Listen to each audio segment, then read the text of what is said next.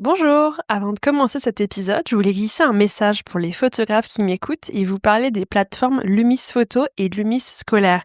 Ces solutions vous permettent de créer en quelques clics votre galerie de photos pour partager facilement les photos avec vos clients. Au-delà de l'accessibilité et la fluidité de ces outils, ce qui m'a aussi plu, c'est qu'il s'agit d'une entreprise française basée à Nantes à taille humaine. Donc ils sont directement joignables si on a besoin d'aide. Ils accompagnent les photographes pros dans le social et le scolaire tout au long de leur carrière. Et leurs outils évoluent en fonction des besoins des photographes avec qui ils échangent au quotidien, tout comme ce podcast. Retrouvez plus d'infos sur leur site Lumis Photo et Lumis Scolaire. Et maintenant, place à l'entretien. Bonjour à tous et à toutes, je suis Marine Lefort, chargée de projets éditoriaux indépendante et vous écoutez Les Voix de la Photo. Les Voix de la Photo, c'est le podcast qui donne la parole aux professionnels du milieu de la photo et de l'image pour nous partager leur parcours, leur réussite, parfois leur revers et nous glisser quelques conseils en chemin. Aujourd'hui, je suis avec Wilfried Estève. Bonjour Wilfried. Bonjour Marine. Bienvenue dans ce podcast. Tu es enseignant, producteur, photojournaliste, président de l'agence Hans Lucas et plein d'autres choses. Et je suis ravie qu'on se rencontre aujourd'hui. On est au Quai de la Photo, car tu n'habites pas à Paris, tu habites entre Carcassonne et Tanger. Et Tanger, oui, tout à fait.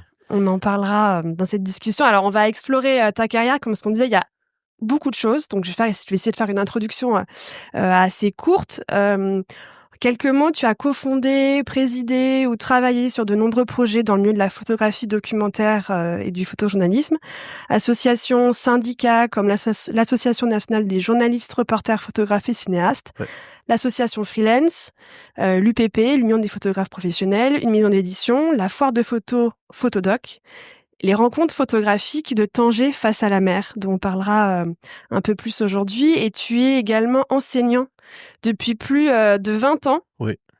Alors, d'habitude, la première question, je commence directement sur l'environnement familial, mais j'aimerais, juste pour que tout le monde comprenne bien de quoi on parle, je voudrais que tu nous définisses la différence, ou en tout cas, pour toi, le photojournalisme et la photographie documentaire. D'accord. Alors ça c'est simple. Pour moi j'ai une vision assez pragmatique, un peu manichéenne en fait des deux. Le photojournaliste en fait c'est quelqu'un qui globalement fait du news, on appelle ça comme ça, qui a une vision très objective en fait de ce qu'il photographie. C'est-à-dire il n'essaie pas de donner un avis ou même une signature on va dire photo, même s'il y en a qui le font très bien. Alors qu'en photographie documentaire, on est dans un récit qui est beaucoup plus lent par rapport au photojournalisme qui est sur du news en fait. Donc là, on prend le temps, on est plutôt dans un point de vue subjectif et on va dire qu'on va construire un récit, ce qui est pas forcément le cas à la base du photojournalisme. Voilà, pour moi, c'est subjectivité, objectivité, un temps court, un temps long, à la fois la réflexion, la narration aussi qui n'a rien. Et après, c'est une question de support aussi. C'est-à-dire qu'un photojournaliste va trouver sa voix très naturellement dans les médias, quels qu'ils soient, print ou web, alors que la photographie documentaire peut s'en écarter, va plus... quand je dis peut s'en écarter, c'est-à-dire elle est là plus sur des folios, par exemple. Il lui faut un temps au récit, un temps à la publication. Et puis, naturellement, elle glisse sur de l'édition, de l'exposition. Ce qui peut être le cas avec le photojournalisme, faut pas cloisonner. Mais c'est un petit peu moins naturel. Il y a une réflexion qui est un petit peu plus profonde. Et il y a un côté un petit peu plus géopolitique, peut-être aussi dans la photographie documentaire. Alors qu'au niveau du photojournalisme pur et dur, on est vraiment sur du terrain. Moi, j'ai fait les... En fait, faut aller de l'un à l'autre. Faut faire les deux et voilà. Après, il y a des temps pour ça dans un parcours photographique. Souvent, on commence par du photojournalisme, après on va sur du documentaire. On peut s'égarer même sur de l'image animée. Mais voilà, c'est dans un parcours, on est riche un petit peu d'écriture un petit peu multiples qui se font se renouveler aussi pour pas trop s'ennuyer dans sa photographie. Et du coup, toi, comment ça a commencé? Est-ce que dans ton environnement aussi familial proche, il y avait des gens qui étaient proches de cette image? Alors, Des images ou de la culture. moi, du côté de mon père, je sors d'une famille, d'une entreprise familiale, on va dire. Il faisait des grues, en fait. Alors, il y a quelque chose qui est assez marrant et totalement admiratif, en fait, c'est que mon arrière-grand-père fabriquait des clous, puis ils sont passés à des pièges à lapins, puis après à des échafaudages pour finir sur des grues, en fait. Je trouve ça l'espèce de petit parcours, ça me fait rêver de passer d'un clou à une grue. Sinon, après, ils étaient plus sur du graphisme, ouais, industriel. Ils étaient plus sur du graphisme, mais il y avait pas d'image. Moi, je suis arrivé très très tôt, en fait. Ma mère me disait il y a 2 jours, en fait, à 7-8 ans, j'étais dans la voiture et je lui ai dit maman, je veux faire des guerres en tant que photographe reporter. Et j'ai dit ah oui, et j'ai dit comme ça, j'ai dit ouais, donc improbable. Pourtant je dans le sud, hein, à Carcassonne, hein, j'étais pas à Paris. Carcassonne, il y a très peu de. Moi, j'ai une culture qui vient du cinéma. J'allais énormément au cinéma quand j'étais plus jeune. J'allais 3-4 fois par semaine, voir de tout. Et donc j'ai plus une vision cinématographique de l'image plutôt que de l'image fixe, en fait. Il y a très peu il y avait pas d'expo photo, de bibliothèque photo, etc., quoi. Et tu t'es formé parce que du coup j'ai pu lire que tu te considères autodidacte. Oh, mais moi je suis totalement autodidacte. J'ai pas eu, je sais pas, j'ai dû passer 3-4 fois mon bac. Je me plaisais bien au lycée. Non, c'était tranquille. Et puis un jour je me suis un petit peu réveillé. Je me suis dit bon allez, on va monter à Paris. J'ai fait à l'époque la formation avec Yann Morvan et Patrick Frilet. J'ai suivi Yann sur plein d'histoires photographiques, des projets, etc. par la suite. Mais voilà, après, naturellement, en fait, quand on est photographe indépendant, en fait, c'est vraiment la débrouille. Enfin, quand je dis que je suis autodidacte, c'est-à-dire qu'il faut être pertinent, incisif, avoir un bon relationnel, avoir beaucoup d'idées et travailler énormément. Un indépendant, c'est quelqu'un qui travaille à 300% durant sa vie, quoi. Parce qu'au début, du coup, tu étais assistant de photographe. En fait, j'ai assisté que Yann. En fait, il m'a attiré dans un projet sur les banlieues. En fait, c'était pour Paris Match. Du coup, on a fait toutes les banlieues pour Paris Match jusqu'à finir au squat de la rue Saint-Sauveur avec Guy Georges, qu'on appelait Joe, en fait. Et voilà. Enfin, j'ai assisté Yann sur cette partie-là. C'est la partie qui finit gang. Souvent dans ses livres, il y a une partie qui se finit avec ce qu'on a fait. Le Bal Fourré, les 4000, la Courneuve, etc., etc. Et du coup, toi, après, tu dis, je veux aussi être dans la même lignée. Non, c'était, avec Yann, il y avait une grande sympathie et je l'ai suivi parce que c'était lui, sinon j'aurais pas fait ça avec un autre. Mais en même temps, moi, j'ai toujours proposé des choses aux journaux, en fait, rencontrer avec des projets, des synopsis, avoir des idées. Pour avoir des idées, il faut bouffer d'informations, mais toute l'information, la radio, les quotidiens, tout. Et coucher des idées dans un synopsis qu'on va proposer à des rédactions et puis partir faire. J'ai beaucoup bossé, moi, pendant 15 ans avec des hebdos, des mensuels. Puis là, on est à peu près dans là, c'est 90. C'est ça, on est avant les années 2000. Moi, je suis arrivé à Paris, c'était 93-14 quand j'ai fait l'EMI avec Yann. Et par la suite, en 96, en fait, il faut 1 an et demi, 2 ans pour bien comprendre le marché dans lequel on veut se projeter, être identifié professionnel, et faire les choses que l'on aime. Ça, c'est quelque chose à s'embêter à être indépendant, faut vraiment faire les choses que l'on aime. Et voilà, il y a à peu près 1 an et demi de repérage du marché, de sentir avec qui on veut bosser, etc. Ta famille pouvait te soutenir à ce moment-là? Non, mais je me suis toujours. Elle pouvait, mais j'ai pas demandé. J'ai pas demandé ni plus ni moins. Je me suis toujours débrouillé. Ouais, t'as pu trouver quand même. Parce que c'est pas si simple, je pense. Enfin, je pense que. Alors avant, dans le sud, en fait, il y a un truc exceptionnel qui forge énormément. J'étais photographe filmeur sur les plages et en montagne, c'est-à-dire on va dans les restaurants, on fait un petit peu tout.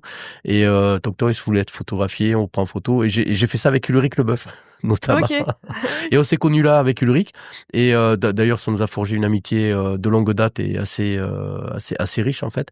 Mais voilà, photographe filmeur, en fait, quand on fait photographe filmeur et qu'après on arrive dans les rédactions à Paris, normalement on est blindé, on peut faire un petit peu tout.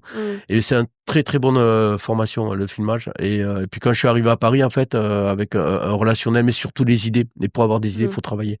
Voilà, ça a glissé. Après, j'ai fait des rencontres avec des photographes. J'ai participé à l'aventure de l'œil public avec Guillaume Herbeau, Samuel Boulendorf. Il y avait qui Julien Goldstein, Stéphane Rimael. C'est des photographes. J'ai passé 9 ans en fait à l'œil public. Déjà, ça forge, ça renforce pas mal l'identité. Et puis après, c'est la même époque. Ton rôle dans cette... à l'œil public, j'étais en fait, c'était un collectif. On était 7, 8, 9 à peu près. Après c'est monté un petit peu plus. Mais mon rôle, c'était photographe. Et puis après, c'est une structure qui était co-gérée, on va dire. Co-gérée, donc, avec les bons et mauvais côtés, parce qu'un photographe, il n'est pas forcément le meilleur gestionnaire, ni en stratégie. C'est un peu compliqué. Dans sa photographie, oui, mais le reste. Donc, j'étais dans ce collectif. Voilà, c'est pareil, c'est les amitiés, quoi. Et puis après, j'ai quitté le collectif. Et puis après, j'ai fait ma vie. Mais bon, on est toujours indépendant, en fait. Mais pour en revenir, moi, ce qui m'intéressait le plus, c'est vraiment je pouvais être assez bon, que ce soit un sujet au coin de ma rue ou alors à l'étranger. C'est vraiment la rencontre humaine, en fait, qui m'a la rencontre humaine, et puis les terrains de conflit aussi, et puis des choses plus joyeuses aussi. Et en 2004, tu te rapproches de l'Association nationale des journalistes, La reporters, NJRPC. La NJRPC, photographes oui. et cinéastes. Alors ça c'est alors on devrait tous être dans une organisation professionnelle. Beaucoup le sont pas, ou moins en fait. Mais c'est une association qui défend qui défendait à l'époque les droits des photojournalistes, vraiment. Alors à NJRPC et des cinéastes aussi, parce que pour Raymond Depardon on a rajouté le C. Et j'ai présidé. Il y a une longue histoire avec la NJRPC, et ça a duré un bon moment. Alors du coup, ça forme bien parce que on voit un petit peu sur le terrain de la défense, on voit beaucoup de les problématiques que rencontrent les photographes sur le terrain par rapport, et aussi par rapport au groupe de presse. C'est une époque un peu compliquée, parce qu'il y a toujours eu des problèmes avec la profession de droit, de groupes de presse qui essaient d'avoir plus de choses par rapport aux droits des photos, etc. Déjà, En fait, beaucoup plus qu'aujourd'hui, en fait. Et pourquoi? parce que je pense que c'était une époque où, là aujourd'hui, c'est une époque un petit peu plus normalisée, je trouve, alors qu'avant il y avait vraiment de vraies grosses batailles qui se jouaient. Aujourd'hui, elles se jouent plus. Et ça a été validé en fait par les groupes de presse, je pense début 2000. Et puis du coup, ils ont pu avancer. Tout le monde a pu avancer. Mais aujourd'hui, c'est plutôt, il se passe, je pense pas grand chose à ce niveau-là. Tu penses que c'est la période où les grilles ont été, c'est une période où c'est une période où les groupes de presse sont arrivés avec des logiques un peu plus industrielles, entre guillemets. Ce qui est pas, ça pourrait bien se passer, c'est pas le problème.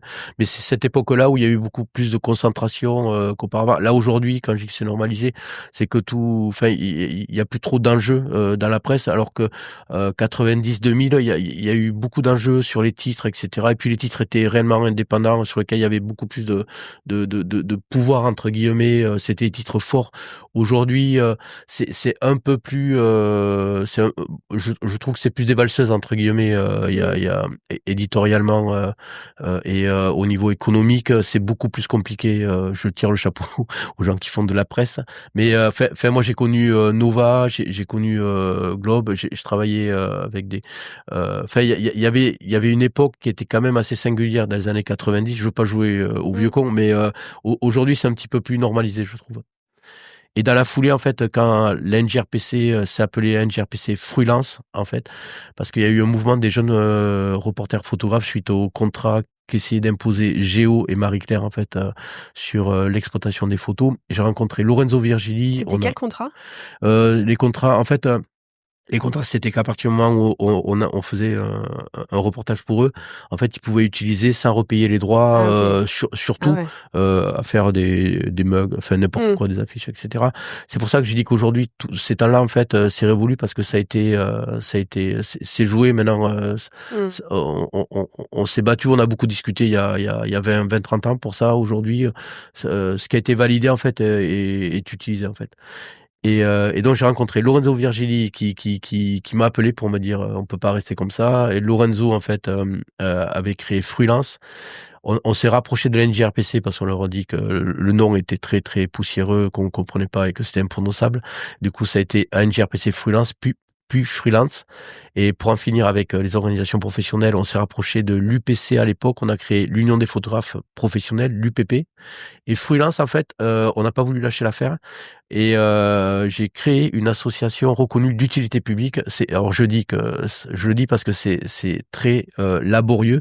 On a fait 2 tentatives. Faut avoir l'accord, enfin la validation de son ministère de tutelle, le ministère de la culture et de la communication, le Conseil d'État et le ministère de l'Intérieur. Donc il faut avoir les 3 avals, ce qui est compliqué. Mais on a réussi à le faire. Et aujourd'hui, moi je suis content parce que j'ai passé 10 ans à Freelance, enfin 9 ans, quasiment 10, ouais, à Freelance. J'ai créé 3 prix, j'ai réuni 3 sociétés d'auteurs, la SCAM, la DAGP et la CEF, sur 3 prix différents. Ça, c'est une belle première et je suis très très fier que ça continue sans moi. Et les associations, c'est très compliqué. Il faut toujours trouver le CA, les administrateurs qui prennent la suite. C'est laborieux. Je fais 20 ans d'association, de bénévolat. C'est voilà. Bah, oui, c'est vrai que le principe du bénévolat, voilà, il faut que tout le monde s'entende et Ouais, mais le bénévolat fait qu'il y a des aventures comme ça, comme l'NJRPC, Freelance qui existent. Il y a que ce cadre qui permet l'existence. Mais voilà, c'est un don de soi qui est énorme pour une profession ou pour des gens en fait. Et c'est super que ça existe. Ça serait bien que ce soit un petit peu plus aidé par les institutions, mais c'est très bien, tout comme ce que vous faites aussi. et les projets de freelance ou freelance, pas comment nommer, mais c'était vraiment de soutenir les professionnels Alors, et alors le projet à la base, c'était un projet d'organisation oui, professionnelle. c'est ça. Ensuite, ça s'est transformé avec parce qu'une association reconnue d'utilité publique n'est pas une organisation professionnelle. Du coup, on a arrêté avec le public professionnel. On est allé sur tous les publics en fait, y compris les iconographes, les étudiants, etc.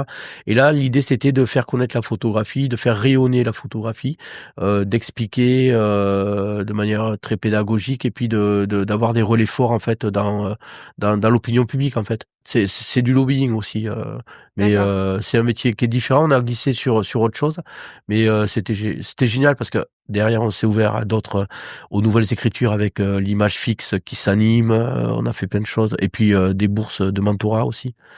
Donc c'était beaucoup de soutien, d'émergence en fait. On est allé plus alors que les organisations professionnelles, j'étais déjà sur oui, des l'UPP, photographes. toi, ce que tu faisais là-bas, c'était L'UPP, en fait, j'ai participé à la création de l'UPP. J'étais vice-président. Et puis après c'est la défense des droits des photographes de manière plus globale en fait, parce que le débat qu'on a là sur les photographes documentaires, de photojournalistes, etc. C'était un peu pareil dans les chapelles d'organisations professionnelles. C'est un petit peu pareil. Et l'idée en arrivant sur l'union des photographes professionnels, c'est qu'on est full, on est sur, c'est un grand angle en fait. Du coup, on englobe tous les photographes, toutes les problématiques sont les mêmes, sur le droit d'auteur. et que ce soit freelance, l'UPP, à chaque fois, c'était à côté d'une pratique photo perso que tu Toujours. continuais. Ah non, mais moi Enfin, j'ai pas toujours, perso, mais pro, oui, je veux oui, dire oui. que tu Non, j'ai continuais. toujours été reporter photographe et je faisais en plus ça. Mais j'ai toujours. L'idée c'est que en fait, si on n'a pas la pratique, c'est compliqué de représenter les droits de ces petits copains. Mais on en parle d'autant mieux parce qu'on est sur le terrain avec eux. Mais j'ai toujours été professionnel, enfin photographe professionnel durant cette période. Et puis c'est aussi cette période-là que tu te rapproches que tu fais de l'enseignement. Alors ouais, alors moi j'ai toujours beaucoup parlé aux confrères photographes dans les associations et après j'ai glissé sur de l'enseignement. C'est juste le public qui change, mais après on échangeait autant les logiques sont les mêmes en fait. Oui, alors l'enseignement, j'ai fait un petit peu tout en enseignement avec dans le tout, c'est même aller sur des lycées, collèges. Non, mais surtout le plus gros Mais c'était c'est collège, mais sujet photo. Ou alors c'était non, culture, en beaux-arts.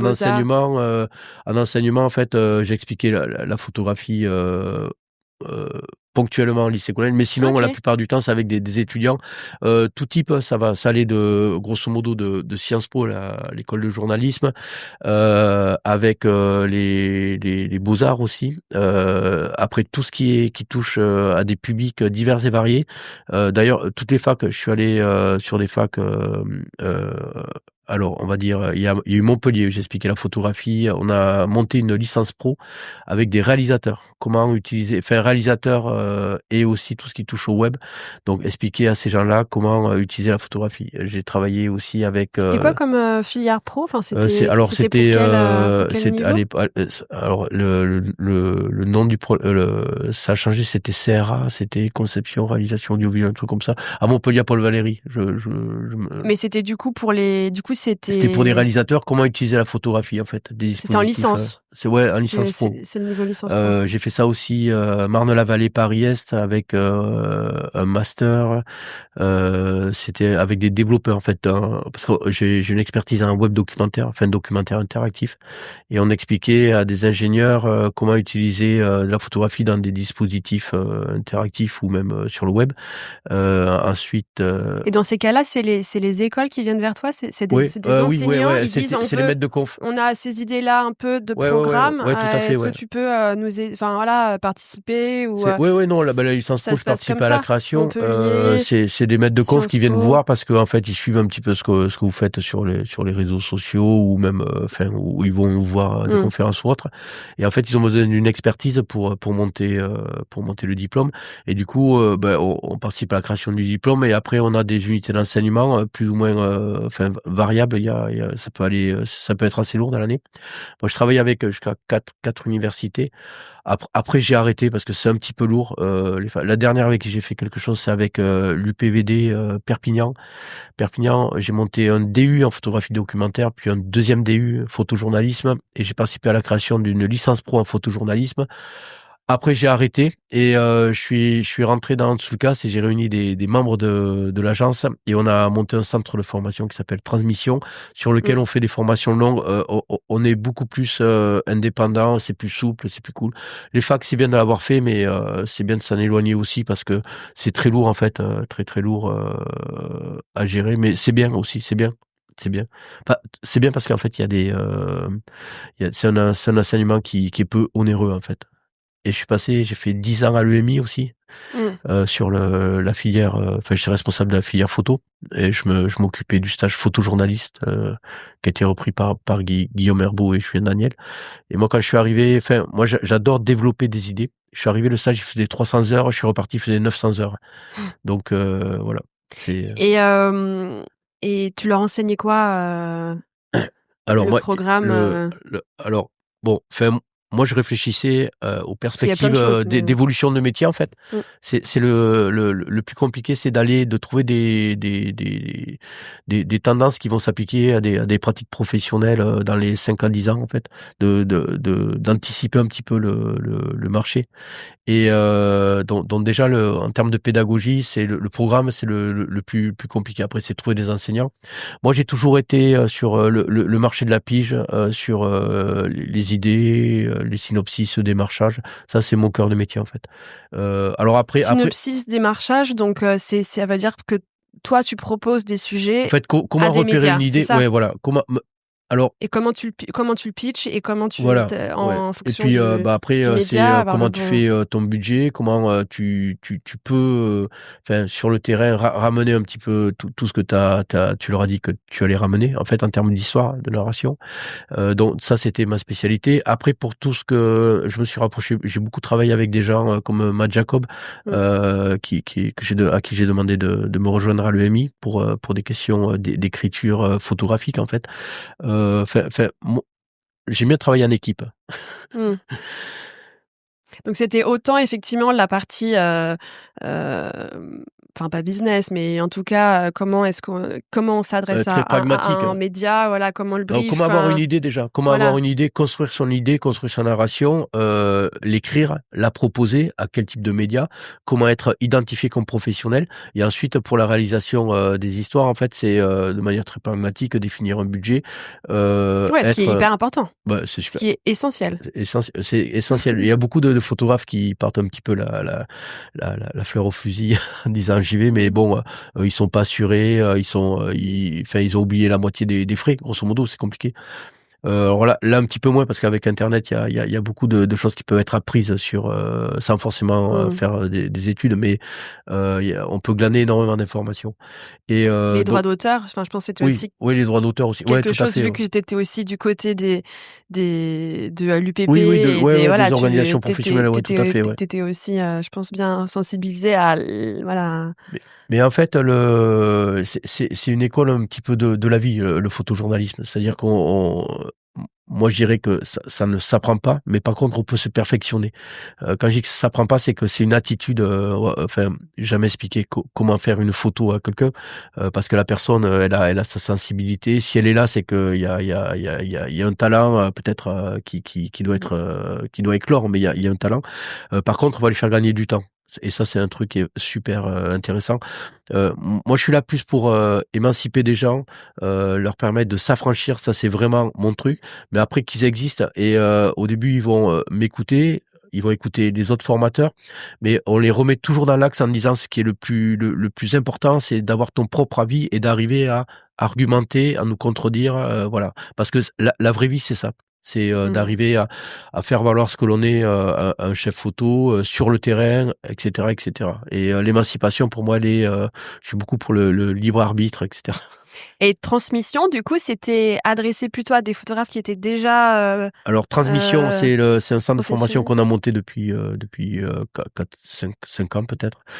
C'est adressé, enfin nous notre spécialité c'est le photojournalisme et bien sûr on va dévier sur la photographie documentaire. Mais c'est adressé à des photographes. En fait on a des photographes, ça va de 20 à 57 ans en fait. Mais c'est intéressant de mélanger Bien sûr. Mmh. les expériences, les parcours de vie, de faire en sorte que la mayonnaise elle prenne dans un groupe, c'est super intéressant. Donc là, c'est des formations courtes? C'est des formations de quelques Heu semaines ou alors c'est quelques Non, non, mois c'est ou une année, c'est une c'est une année année? entière. Ouais, c'est une année entière. Et sinon, pour en revenir, dans le «c'était mieux avant», ben non, c'était pas mieux avant. Alors pourquoi c'était pas mieux avant? Parce que moi quand j'ai débuté, j'étais, je travaillais qu'avec des magazines et les magazines, c'était que du print. C'était, enfin quand là aujourd'hui en 2025 bientôt, je me dis, là où on en est en 2025 et là où j'en étais, quand j'ai débuté en 96-17 quoi. Je m'adressais qu'à des magazines print, point barre. Aujourd'hui, en fait, et c'est en ça que c'est intéressant de glisser du photojournalisme à la photographie documentaire, c'est qu'aujourd'hui on a des dispositifs financiers, même enfin intellectuels, qui permettent d'aller de l'un à l'autre. C'est-à-dire qu'un photojournaliste, quand il sent que son histoire, elle peut empiéter sur un projet au long terme, en fait, eh ben, il peut être accompagné par des bourses, des aides, des résidences, des prix. Et ça, c'est très intéressant parce que à l'époque, à mes Mmh. débuts, tout ça, ça n'existait pas. J'étais que sur un marché. Aujourd'hui, je pense qu'il y a 4-5 marchés qui se sont ouverts. Et ça, pour un photographe, c'est énorme. C'est super. Et surtout en France. Parce que j'ai tous les photographes français qui se plaignent. Ils aiment bien enfin, en France, on aime bien se plaindre. Mmh. Je leur demande d'imaginer un petit peu ce qui serait s'ils étaient en Italie, au Brésil, en Espagne. Il y a 10 fois moins de prix, ils sont 10 fois moins aidés, soutenus, même en termes d'enseignement. Il y a pas grand-chose en fait.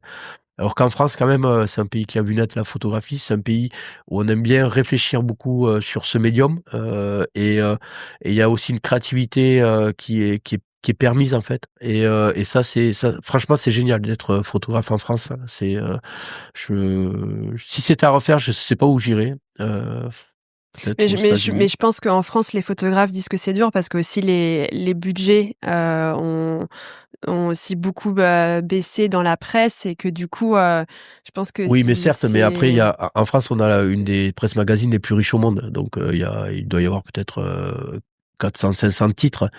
Ailleurs, c'est pas du tout le cas. Alors oui, ça a baissé. C'est Ça a ça, je baissé. pense, Mais après, un photographe sur un Mmh. projet qui est un peu plus conséquent, à lui d'aller chercher 3, 4, 5 rédactions et de composer entre elles même, c'est possible. En fait, parfois c'est des esprits un petit peu étriqués, moi je dirais. Quand allez quoi, si on est un petit peu créatif dans ses montages financiers, etc. En France, il y a énormément de partenaires avec qui on peut faire des choses, et ça c'est ça. Enfin, je le redis, hein, la France, C'est c'est quand bon même. d'entendre, enfin, Ouais. c'est bon d'entendre ça, ouais. Non, mais c'est vrai, en fait, voilà. Par contre, faudrait que les photographes fassent plus preuve de créativité, d'ambition aussi, de se dire: «OK, mon projet, je le porte, et mon projet, il va réunir des gens, il va réunir les partenaires». Il y aura 1, 2, 3, 4 rédactions, il y aura peut-être une bourse de résidence, et cetera. Faut vraiment, faut voir, plus en fait, plus c'est gros, plus ça passe, en fait. Bah oui, enfin, effectivement, parce que Moi, c'est le discours que je mmh, tiens, c'est celui que j'ai toujours dans ma carrière professionnelle. Voilà, enfin, ça fait depuis 96 que je suis là. Ça va faire beaucoup dans 2 ans en fait. Mais voilà, c'est tout. Et puis après, bon, si on veut se plaindre, on peut se plaindre, mais bon, voilà. et du coup, il y a aussi, la maison d'édition Oui, Louvre l'ouvre Rivoli, ouais, Rivoli, ouais. Bah, en fait, après, j'ai monté aussi avec Elsa Seignol, Revers Édition, qui sont mmh, des fanzines. Alors, il y a eu Louvre Rivoli. Alors ça, c'était assez marrant. Enfin, moi, j'aime bien faire les choses avec en m'éclatant. Alors, on a décidé sur un coup de tête de faire un magazine, en fait. OK. Et alors, j'aime bien développer des idées ou des concepts. Et on est allé voir. Et à l'époque, on a réussi à être diffusé par Relais, enfin d'accord. des gros trucs.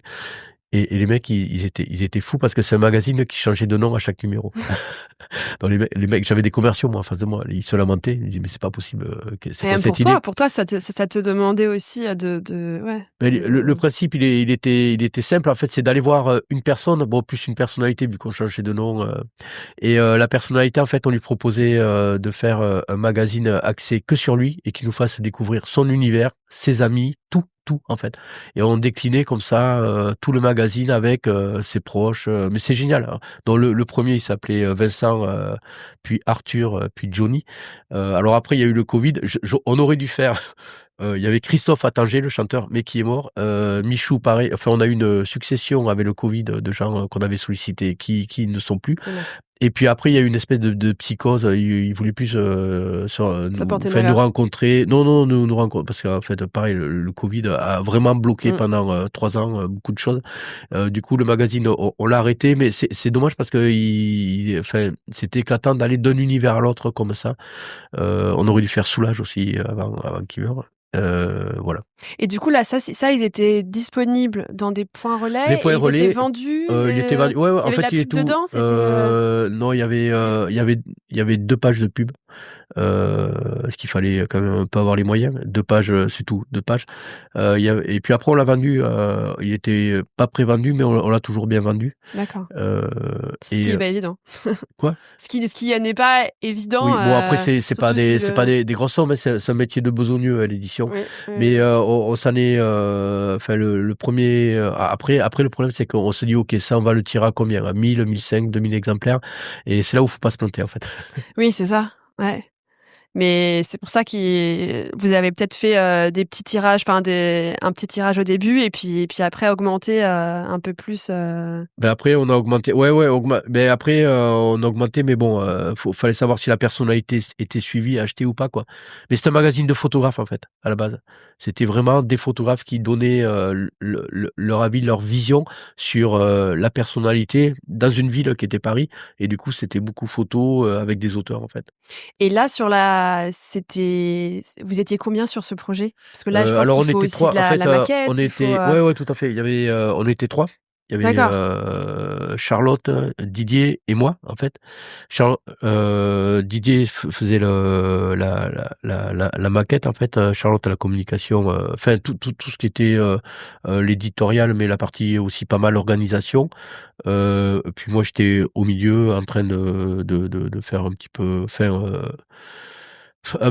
En fait, un magazine, faut toujours être là pour surprendre éditorialement, artistiquement aussi. Donc, on est toujours là en train de réfléchir à comment aborder une histoire, qui mettre pour la photographier, qui mettre pour écrire aussi. Après, il y a tout ce qui est l'editing, mais fallait quelque chose qui soit frais, en fait. Donc, en fait, on fait tout et rien à la fois. Donc voilà. Après, Didier était vraiment sur la maquette, donc lui, il faisait ça. Enfin, c'était son truc précisément. C'est Didier Bizet et voilà. Mais un magazine, on est au four et au moulin en fait. Et c'était un tous les 3 mois ou un tous les Alors, ans alors au début, on s'était mis un tous les 4 mois, et puis après c'est un quand on avait fini de le faire en fait. D'accord. Voilà, c'était voilà, parce qu'en fait, on peut se mettre des temporalités, périodicités, mais bon, voilà. Après, c'est bien quand on a fini de le faire, mais grosso modo, c'était tous les 3 mois, on avait, ouais, 3-6 mois à peu près. Ouais, et puis j'imagine que c'était aussi du coup en parallèle de plein d'autres choses pour vous 3, donc c'est aussi, il Bah, faut trouver un Didier, rythme où c'est un vous continuez à photographe vous amuser, quoi. à En tout côté cas, qui produit beaucoup. mmh. Charlotte, était éditrice et puis elle était auteure. Et puis moi, j'avais ma vie de photographe, etc. Et puis de donner des cours, etc., etc. Donc on le faisait en plus, mais c'est bien. Après, il y a un groupe de photographes qui est arrivé, qui était assez dynamique aussi. Il y avait Patrick Cockpit aussi dans l'histoire. Oh bah, une bonne équipe. Et du coup, en 2015, Photodoc. Oui, alors Photodoc, c'est une histoire un petit peu particulière parce qu'en fait en 2015, je décide d'aller à Photodoc, de prendre un stand à la Bellevilloise et Oui, qu'est-ce que c'est Photodoc pour que tu Photodoc, nous c'est la réexpliques pour foire, les c'est une personnes foire qui... internationale de photographie Mmh. documentaire. Et je prends un stand à la Bellevilloise et en fait c'est là où il y a eu le Bataclan en fait. Mais vraiment pile poil, c'était en novembre et ça s'est passé juste à côté, la Bellevilloise. Mmh. Et en fait on s'est retrouvés les forces de l'ordre en fait nous ont demandé de pas sortir de la foire pendant l'après-midi. Et là concrètement on s'est dit qu'est-ce qu'on fait en fait? Est-ce qu'on continue la foire ou pas? Et on l'a continué. Il y a eu un bon élan avec Charlotte Flousseau cette fois. Et on a décidé de continuer. Et à la fin, en fait, ça a vachement marqué parce que ça a donné comme un coup de fouet ou un électrochoc en fait Mmh. à la foire. Et à la fin de la foire, en fait, on s'est parlé avec Charlotte et puis j'ai dit que ce qu'elle faisait, je trouvais ça super intéressant. Mais j'aimerais le développer différemment. Et en fait, c'est là où on est allé à la salle des Blancs-Manteaux dans Mmh. le Marais. On a donné à la foire quelque chose de Mmh. complètement différent avec Charlotte. Valentin aussi qui nous a qui était là. On a redimensionné entre guillemets la foire. Moi j'étais vice-président.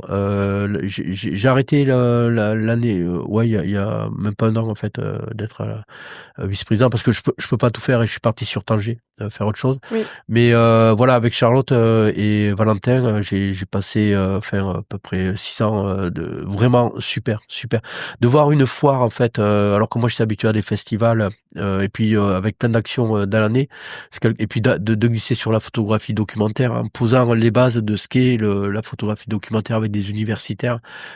Oui, C'était peut-être me super dire intéressant. qu'est-ce qui est particulier chez Photodoc, enfin pour les personnes qui ou pour les photographes qui souhaiteraient y Photodoc, aller c'est un ou état d'esprit déjà, ouais. parce que Mmh. aujourd'hui c'est Charlotte et Valentin, c'est un vrai état d'esprit. Il y a une réflexion, ils aiment bien se poser des idées, beaucoup parler. Alors ce qu'on fait moins dans le photojournalisme, mais eux ils le font tout le temps non-stop avec des universitaires. Et voilà, et c'est axé, enfin c'est vraiment de l'échange, de la réflexion. Ça c'est le truc essentiel pour eux.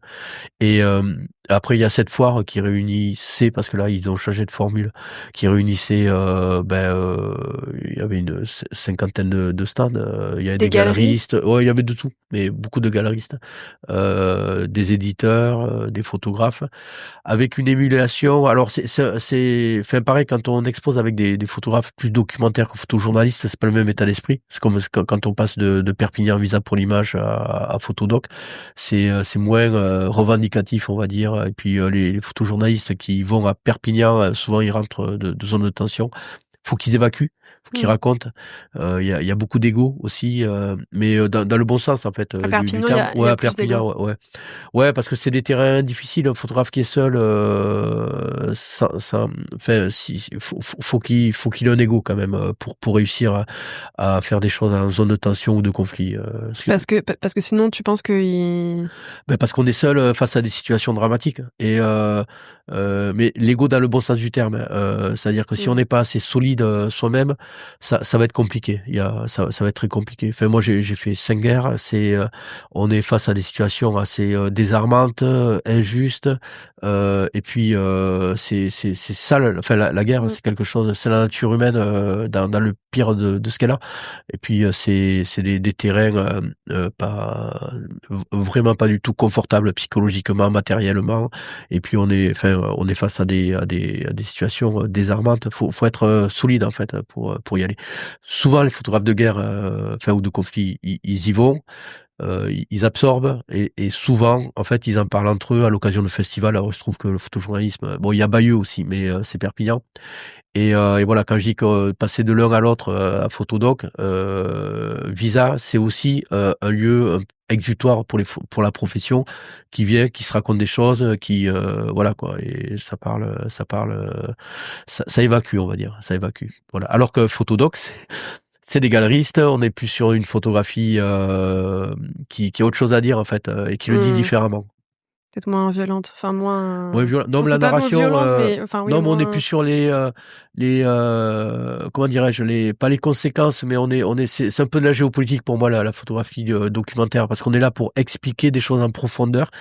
Alors que le photojournaliste, il vient après, pour moi. Le photojournaliste, il vient après quand il se passe quelque chose. Le photojournaliste, il est là. Le photographe documentaire, soit il vient avant ou après, sur les conséquences, ou alors pourquoi on en est arrivé là, quoi. C'est pour ça que je dis qu'il faut aller de l'un à l'autre en tant que photographe, parce que ça détend, en fait. Ça détend en termes d'écriture photographique aussi, parce que la narration, on la remet en cause totalement par rapport à quand on couvre un événement à chaud, on va dire.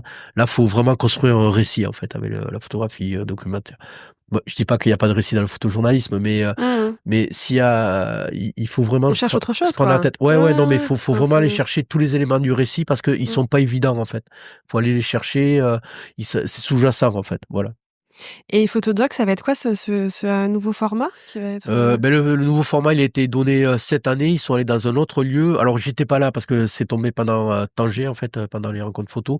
Mais c'est moins foire et c'est plus causerie dans le bon sens du terme, en fait. Ils réfléchissent, mais ils montrent de la photographie, ils font des visites, mais c'est moins la foire que j'ai connue qui était assez grosse, en fait. Donc là, on est plus dans un lieu qui est sympa, c'est un hôtel particulier. Et voilà, on monte de la photo, on en parle, et c'est plus entre soi, on va dire.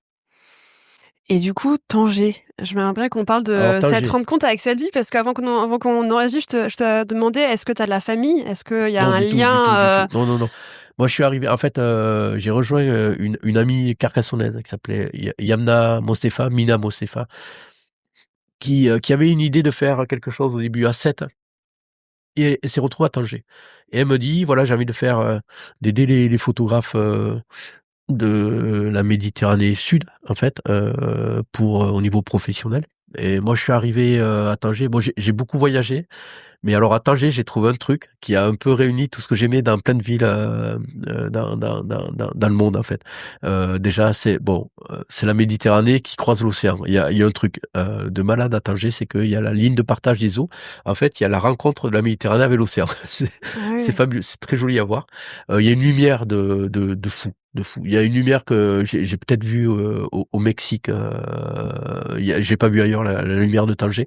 Il y a un bleu il y a une réverbération parce qu'on est vraiment Tanger, on est dans l'eau en fait. Il y a une lumière très bleue, très très très vive. Il y a une météo que j'adore dans la mesure où en fait dans la journée il peut y avoir toutes les saisons. Il y a du vent. Enfin voilà, j'adore. Les Tangérois, c'est des gens qui sont délicieux. En fait, vraiment. Et puis la ville, c'est un port. Je sais pas. Je suis arrivé dans la Casbah de Tanger, au pied de la Méditerranée, de l'océan. Voilà. Donc ça m'a plu de suite. Le projet de Mina, il m'a plu. Alors pourquoi? Parce que c'était une des problématiques que j'avais quand Sukas. Sojiris, une agence dans laquelle il y a On en parlera après. ouais, il y a 800 photographes, on est dans 60 pays. Et le problème, c'est que en fait, tous les photographes qui issus Tunisie, Algérie, Liban, Maroc, Afrique, etc. Ils sont bons, mais ils sont pas assez bien formés au côté très très bête, les métadonnées, le marché, etc., etc. Par contre, c'est des gens qui comprennent très vite. Et moi, là, au niveau de l'agence, en fait, je passais mon temps, entre guillemets, à leur dire reviens me voir une fois, enfin quand tu seras un petit peu mieux formé, etc. Et puis là, Mina m'a proposé un projet justement de les aider à leur pratique professionnelle. Et ça m'a parlé de suite, en fait.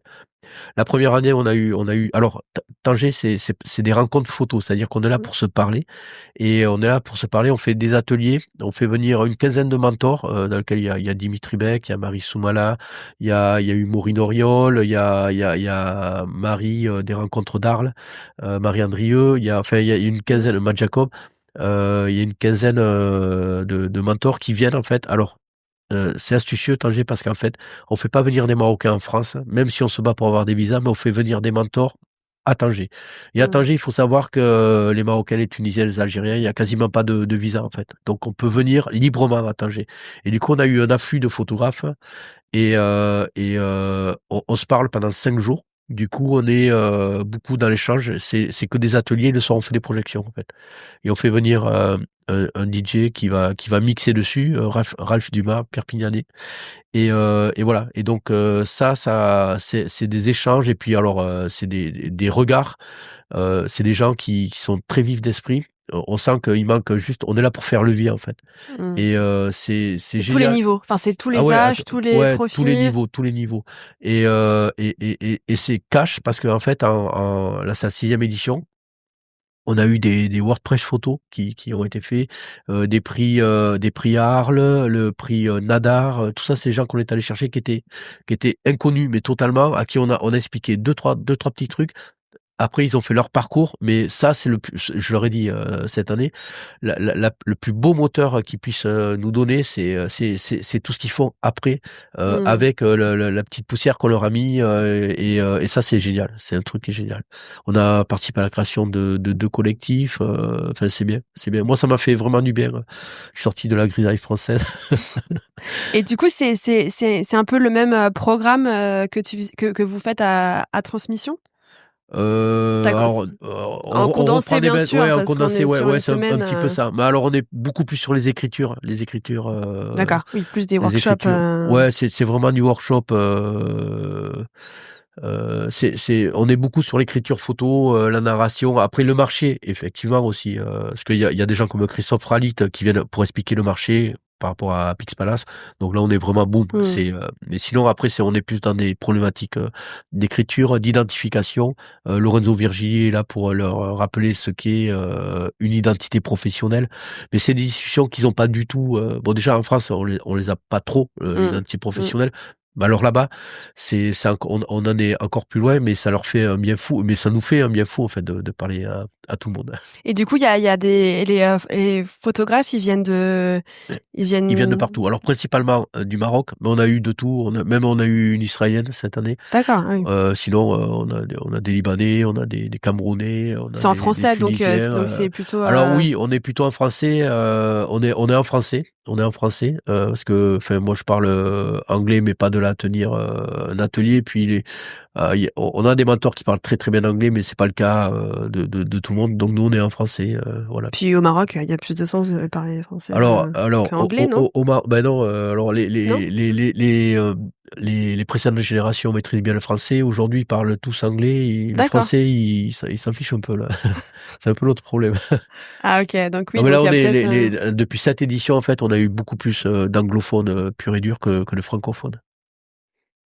Et tu me disais en mai une édition Ah en oui, et alors, France. oui, exactement. En Un fait, format hors les murs. le maire de Carcassonne s'est rapproché. En fait, Mina l'avait sollicité pour lui présenter, et le maire est revenu. Alors ça, Mina, pardon, qui. Mina Bostépha, la directrice. En fait, on l'a oui. cofondé avec Mina. Oui.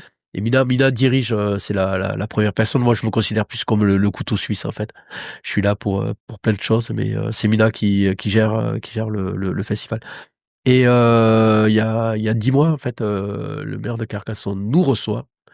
Et alors là, bon, moi, mais je lui ai dit, hein, en fait, moi, j'y suis allé pour me dire, bon, je vois pas trop pourquoi j'y vais parce que je vois pas trop. Enfin, le climat national avec une montée des extrêmes, en fait, fait que, bon, nous, on est un festival marocain, enfin, des rencontres photos au Maroc.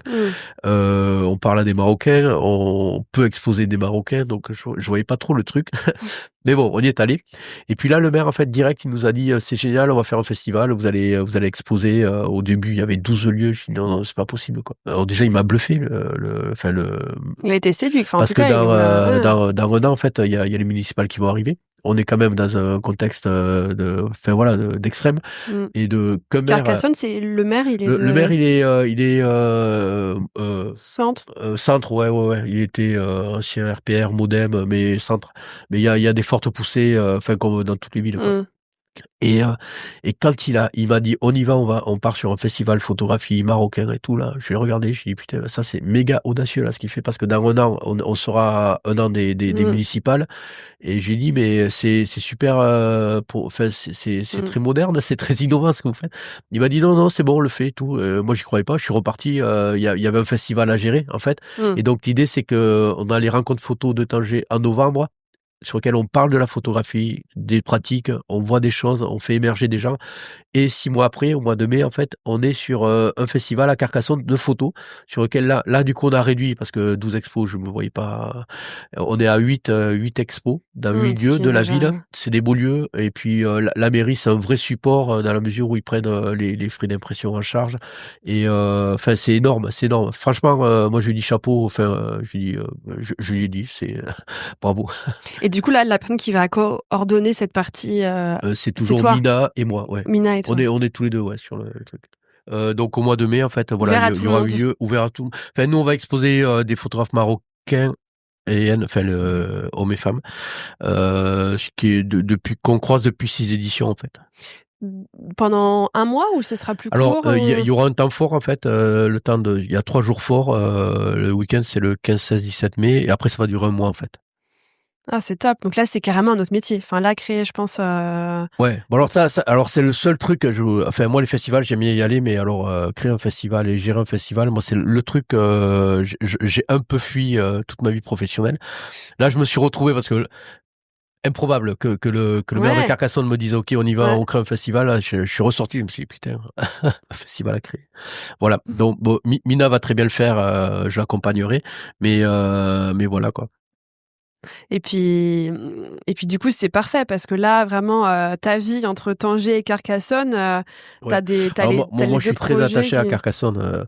Je suis toujours. Tu viens de là-bas. Ouais, c'est ça. moi, je suis né, enfin, à Côte-Minervois qui est à côté. J'ai grandi à Carcassonne et quand on est revenu après le Covid, de Tanger à Carcassonne, on a acheté un appartement qui est à côté. Je suis voisin de l'appartement où j'ai grandi, en fait. Mais en fait, ça m'a réconforté parce que après, j'ai fait 30 ans de Paris et à Carcassonne, j'y suis bien. J'ai beaucoup d'amis. C'est une ville, pour moi, c'est une préfecture, mais pour moi, c'est un village. Et j'adore la proximité que j'ai avec les gens. C'est con, mais à Paris, on connaît pas forcément. Enfin, on connaît le voisin, l'épicier, etc. À Carcassonne, moi, je connais quasiment tout le monde. Et il y a un côté qui est extrêmement rassurant parce qu'on voit qu'à une échelle d'une ville, en fait, on peut faire jouer des lignes, en fait. Et ça, c'est génial. Oui, et puis je pense que les gens sont peut-être dans un meilleur état. Enfin, en tout cas. C'est pareil. Non, c'est pas vrai. Ouais, c'est pareil. Parce qu'à Moins Carcassonne, grognon, parce qu'on dit qu'il y a quand même à Paris, non, on est c'est quand même pareil. assez. Non, le français est grognon. Je crois que non, mais il faut vraiment aller. Non, mais ce que j'aime à Tanger, c'est que c'est des gens de peu à Tanger. Quand je dis de peu, c'est des gens qui n'ont pas forcément de quoi se nourrir tous les jours, se soigner, aller à l'école. Mais il y a une joie de vivre. Alors jamais ils vont vous prendre la tête avec leurs problèmes. C'est un truc, c'est très positif en fait. Et moi, c'est ce que j'aime à Tanger. Alors j'aimerais aussi qu'on parle d'Hans Lucas, mais il y a aussi un livre que tu m'as emmené. Oui.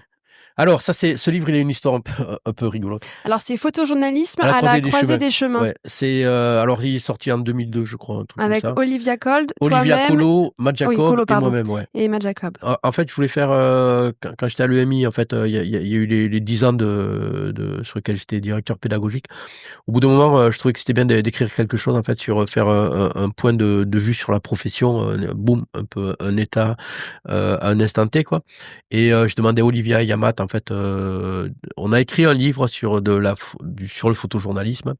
Et un jour, j'ai eu j'ai eu un coup de fil du prix, du jury du prix Nadar, en fait, qui m'ont dit, on est embêté avec votre livre, parce qu'en fait, c'est un livre, nous, on récompense que des monographies, des livres photos, en fait. Et vous, c'est un livre qui parle de la photographie, et en fait, on peut pas vous donner techniquement le prix parce que vous êtes hors du cadre. Du coup, on a eu la mention, en fait, du prix Nadar.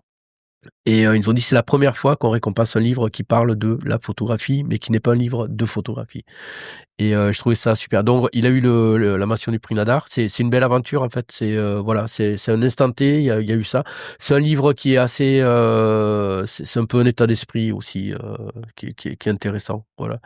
Édité aux éditions Le Guide. Non. Pardon, Le Guide, c'est le Guide. Marval et avec l'EMI, avec l'école. Mais je pense qu'on va ressortir. Enfin, moi j'aime bien j'écris moi sur la photographie ou j'écris sur la vie en général. J'aime bien écrire. Je pense que on va se remettre sur un truc avec des photographes un peu équivalents sur pas un guide, mais quelque chose qui va parler de photographie. Là, ça commence à me travailler là. Ah bah affaire à suivre alors. Ouais, affaire à suivre. Et Antsoukas, parce que je pense que voilà, c'est aussi un gros morceau. Ouais, gros morceau. Voilà, on a entre Antsoukas, festival, la photo, Antsoukas. Au départ, en tout cas, c'était une société de production parce qu'on faisait du documentaire interactif. Donc, on a travaillé pour Arte, pour Le Monde, pour France Culture, Radio France. On a eu beaucoup la télévision et le web. On a fait beaucoup de choses. Production, ouais. En fait, on faisait des petites œuvres multimédia, des courts-métrages photographiques, de la vidéographie. En fait, on animait l'image fixe avec du montage, de l'effet spéciaux, mais éditorialisé fortement, quoi. Et ça a glissé. Au bout d'un moment, on s'est dit, au bout d'un moment, en fait, j'ai pris la direction de Myop, l'agence, pendant, ça a duré, oui, c'est vrai que... ça a duré 2-3 ans.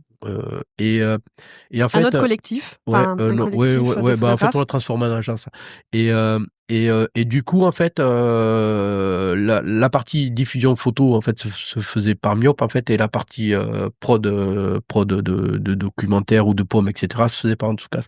Mais du coup, pardon, c'était le même groupe de photographes. On est d'accord. En fait, il y avait des éléments communs. En fait, il y avait Virginie Terrasse et moi, en fait. Dedans, et après il y avait on était sur la direction de Myop, on était photographe à Myop, et après il y avait Antsoukas à côté qui faisait que de la prod de documentaire interactif.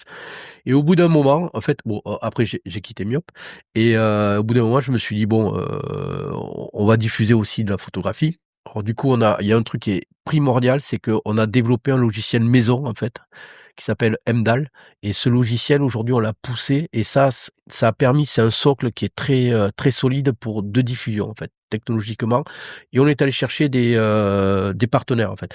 Nous, dans Antsoukas, en fait, on a deux choses. Il y a une plateforme pour photographes indépendants, et après il y a le côté agence de presse.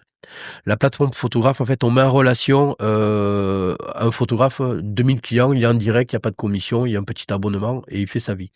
Et après, en fait, on s'est aperçu... Pardon, du coup, c'est photographe, est-ce qu'il a besoin d'être... Est-ce qu'il y a un critère non, sur cette plateforme, c'est accessible à tous les photographes? On me fait... alors c'est... Et à tous les médias, c'est ça? Oui, alors... Pour les médias, on a 2000 médias, on a quasiment, on a tout le monde, en fait. Médias, on a aussi des ONG, des maisons d'édition, des boîtes de prod, on a un peu tout le monde. Au niveau des photographes, c'est accessible à tout le monde. Moi, ce que je demande, en fait, c'est un mail avec un résumé du parcours, un lien sur un site web et un compte Instagram. Et à partir de là, en fait, moi, ce que je vais regarder, c'est le potentiel. Est-ce que c'est une personne qui est confirmée ou pas, qui a du potentiel, qui a un bon côté relationnel, parce que c'est un écosystème, en tout cas. C'est-à-dire que il y a 800 photographes qui se parlent dans des groupes, qui se côtoient, on fait des rencontres, qui se voient dans on des parle de la festivals. plateforme, toujours. De la plateforme, ouais. Et au bout d'un moment, en fait, fait, moi je sentais que le marché français c'est bien, mais il y a d'autres marchés au monde. Et je suis allé chercher des partenaires sur la diffusion au niveau mondial. Il y a eu l'AFP, avec qui on s'entend vraiment très bien et qui est un gros partenaire de diffusion. Après, il y a eu DPA qui est un peu l'AFP allemande. Il y a Reuters aussi qui est arrivé. Il y a Belga qui est l'agence du Benelux euh, photo. Il y a Contrasto et puis là depuis moins d'un an il y a Getty qui est arrivé.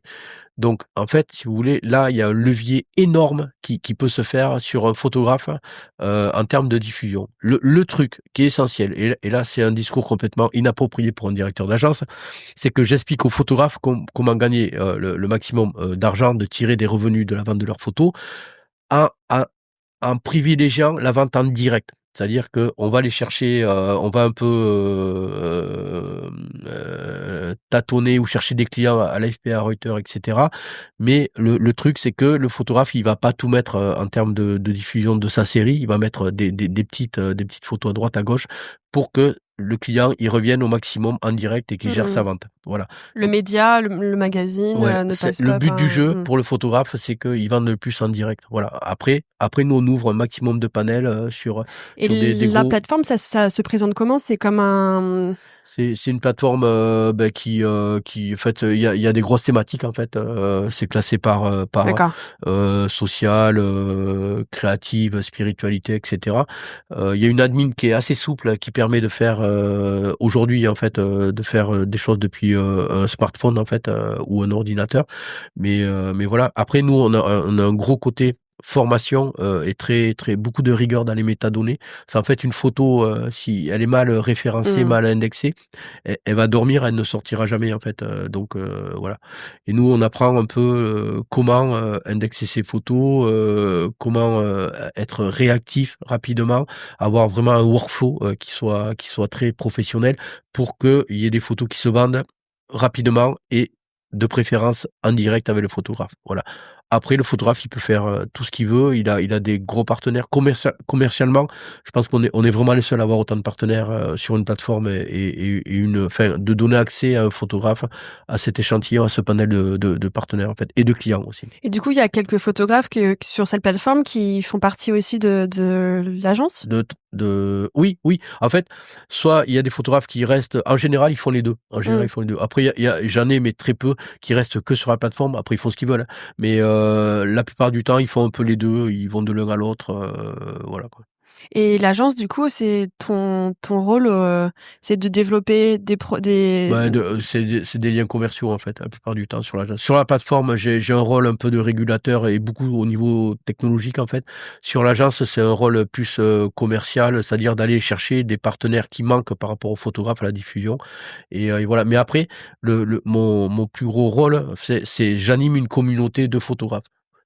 Voilà, ça c'est le plus gros truc pour les amener, bon, je veux pas dire les éveiller, mais les éveiller à des problématiques un peu enfin, l'idée c'est qu'ils ne rentrent pas dans une problématique, mais qui l'évitent, de les former à tout, à faire des notes de droit d'auteur, les questions du statut, le droit à l'image, tout ça. En fait, on arrive avec eux avec vraiment des problématiques en disant attention, là il va y avoir des problèmes ou il va pas y avoir de problème. Et après la communauté est très bavarde en fait, donc elle se côtoie pas mal. Il y a des amitiés qui sont nées, il y a des couples qui sont faits, il y a des enfants qui sont nés. Voilà. Vous faites des événements aussi ou alors c'est principalement des groupes et des... Non, on en a fait souvent pendant un moment. Après, moi, je suis moins à Paris, du coup, on fait moins d'événements. Mais à Paris, on a fait pas mal de trucs. Arles, on a investi des lieux sur lesquels on a fait des expos, on a beaucoup fait des conférences, etc. Voilà, il y en a, mais il y en a un petit peu moins du fait que je ne suis pas là. Mais bon, moi, je vis avec les photographes en tout cas. Parce que je reçois des mails, je les ai au téléphone, je vis vraiment avec, hein, je peux me coucher avec, me réveiller avec. Parce que le problème, c'est que moi, je suis assez réactif avec mes mails, mais je peux me coucher entre guillemets avec les photographes français, mais en même temps, il y a l'Asie qui se réveille, il y a les États-Unis, et en fait, j'ai les photographes canadiens qui commencent à arriver dans les échanges, etc. Donc ça peut, alors, pour les clients, c'est top. Parce que j'ai les rédactions américaines qui m'adorent, hein, parce qu'en fait, je suis tout le temps là à répondre aux mails, même à 2 heures du matin parfois, en fait, quand je fais pas autre chose. Mais ils adorent la flexibilité qu'il y a en Tsukasa, en fait. Vous êtes combien chez Hans Lucas? En tout cas, on est une dizaine en fait. On est une dizaine. Il y a Laurent Lecrabe qui s'occupe de tous les réseaux sociaux, qui est photographe. Il y a Sandra Fastre qui m'aide sur l'administratif. Il y a alors le truc qui bouffe le plus, c'est l'administratif en fait. Mmh. On a quand même 3 comptables. On a une personne qui gère tous les reportings. En fait, comme ça, on est une dizaine. Et puis il y a Lorenzo Virgili, qui est mon associé, qui est là aussi, qui fait voilà, on est 10 quoi. Mais bon, oh, longtemps j'étais seul, à 2, à 3, voilà quoi. C'est assez impressionnant tous les projets et là qui doivent se superposer, Mais c'est un millefeuille en fait, tout a des incidences en fait et si j'avais pas, Face à la mer, il y aurait peut-être moins de pédagogie, sur HL. Enfin il y a plein de choses qui, toutes c'est des petits grains de sable en fait qui s'accumulent, mais tout a un sens en fait. Il y a pas et puis moi je suis assez, transversal, professionnellement et je peux pas rester sur un seul truc quoi. Voilà, il y a eu la photo, l'enseignement, la gestion, d'une agence, d'une plateforme, un festival, des rencontres photos. C'est quelque chose que je fais naturellement. Des, mmh. des livres, des magazines. Et en fait, demain, peut-être, enfin, en tout cas, on pourrait avoir un magazine, enfin, il y en sortir un. Mais, enfin, voilà, c'est des trucs, j'ai du mal enfin, naturellement, ça glisse et je suis pas du style à me restreindre, en fait. Voilà. Oui, Après, c'est ça. après, je le redis, c'est Mmh. que je sais m'entourer, en fait. Et les gens avec qui je m'entoure, c'est des gens qui sont, brillants, en fait, et on travaille ensemble. Donc, voilà. Mais c'est ça, je pense qu'aussi, je pense que lancer des projets Seul, ça marche en pas équipe, forcément. Ouais. enfin, ça permet de C'est pour ça que je pouvoir, redis que Face à la mer, c'est Mina. Moi, je suis derrière, mais on est ensemble sur, c'est un projet qui ne peut pas se tenir, enfin, si on n'est pas 2. Avec, Transmission, c'est un pool de photographes d'Antsukas sans lequel je ne ferais rien, en fait. Voilà et après l'idée, c'est d'aller chercher des gens qui soient pertinents, qui ont un truc à dire et on fait les choses vraiment ensemble. Faut pas rester, et enfin, si je peux me permettre, en fait, c'est le plus gros truc compliqué à gérer, c'est que quand on est enfin, je suis photographe. oui, c'est ça, je vais te demander, ouais, tu en fais Sur le encore? terrain, on Un essaie peu? oui, oui, je suis toujours photographe, je fais des photos. Après c'est sûr que enfin Face à la mer, en tout cas, ça bouffe du temps, énormément de Mmh. transmission. Donc, évidemment, je fais moins de photos que ce que j'ai fait pendant 15 ans. Mais, le plus gros truc paranoïaque un peu, c'est de photographe, c'est individualiste sur le terrain, on est vraiment seul et d'arriver à dire: «Bon stop, maintenant on va sur un autre plan professionnel» où là, on travaille en équipe. Ça, c'est le plus gros truc un peu à gérer. Et est-ce qu'il y a on en a parlé, au fil des échanges, mais est-ce qu'il y a des évolutions, toi, que tu as pu voir, dans la photographie, de Bah, presse, l'évolution, photojournalisme, pour moi, c'est la production. C'est-à-dire qu'avant, il y avait les journaux qui produisaient, point barre. Aujourd'hui, en fait, il y a des bourses, il y a des prix, il y a le corporate aussi qui peut amener un photographe, à avoir plus de moyens. Et aujourd'hui, on peut aussi, associer des rédactions, de pays différents sur des gros projets. Et ça, c'est un truc qui est arrivé, depuis 2010, en fait, moi, je dirais. Et il y a un panel, d'aide, financière qu'un photographe peut solliciter qui est génial. Et on a parlé du synopsis tout à l'heure. Le synopsis, quand il y avait, des rédactions à solliciter, c'était une feuille, c'est tout. Aujourd'hui, on travaille sur des dossiers de 20 pages. Intellectuellement, c'est super intéressant. C'est en fait, on est obligé d'approcher l'histoire, mmh. différemment. On est obligé d'aller chercher des partenaires, d'être créatif dans ces montages financiers. Ça c'est super important d'être créatif. C'est les montages financiers, tout comme on est dans les écritures photos et de se dire voilà, j'ai un dossier, il y a 20 pages à remplir, qu'est-ce qu'on va imaginer, dans quelle chronologie, enfin temporalité, avec quel budget, etc.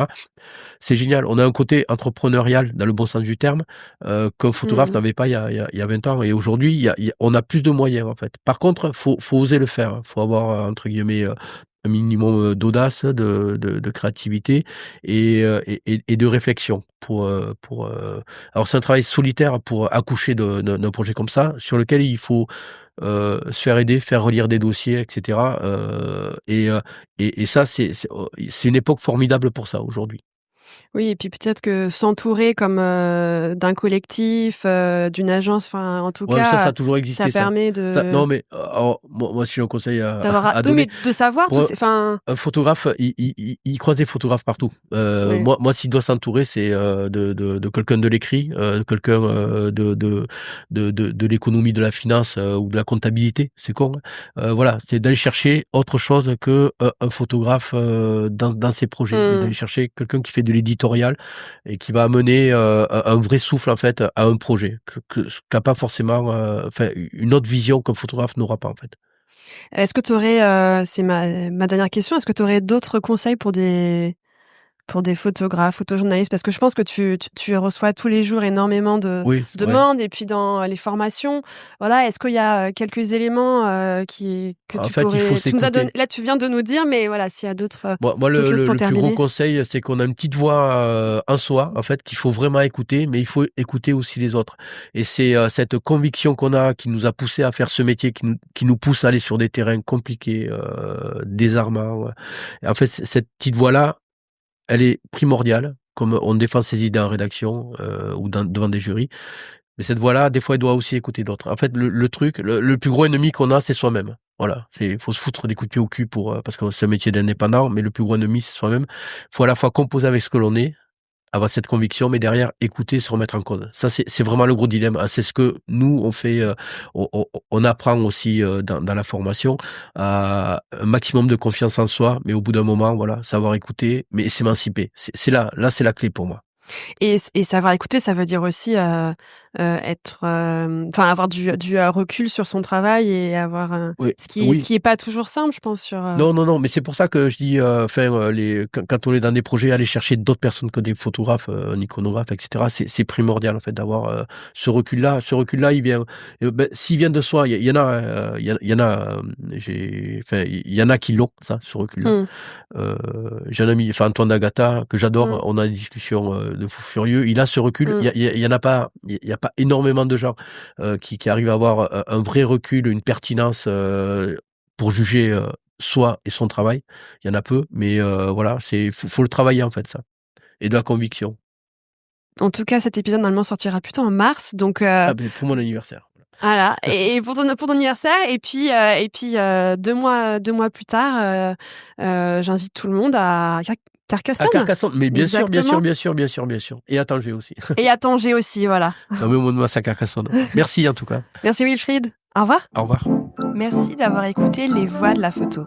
En note de cet épisode, vous pouvez retrouver un lien d'inscription pour recevoir la newsletter des Voix de la photo. Tous les 15 jours, vous recevrez le résumé du dernier épisode, des contenus exclusifs, les recommandations de lecture ou d'exposition de conférences, et même parfois des cadeaux. Pour m'aider à faire connaître le podcast à plus de monde, je vous invite à laisser un commentaire et 5 étoiles sur Apple Podcast et Spotify. Si vous voulez me faire part de vos remarques, m'indiquer des personnes que vous souhaitez entendre ou en savoir plus, vous pouvez me suivre sur mes réseaux sociaux, sur Instagram, LinkedIn et Facebook. Aussi, je suis chargée de projets éditoriaux et si vous souhaitez que l'on travaille ensemble sur des projets d'édition, je serai ravie de continuer la discussion. Vous savez où me trouver. À très bientôt.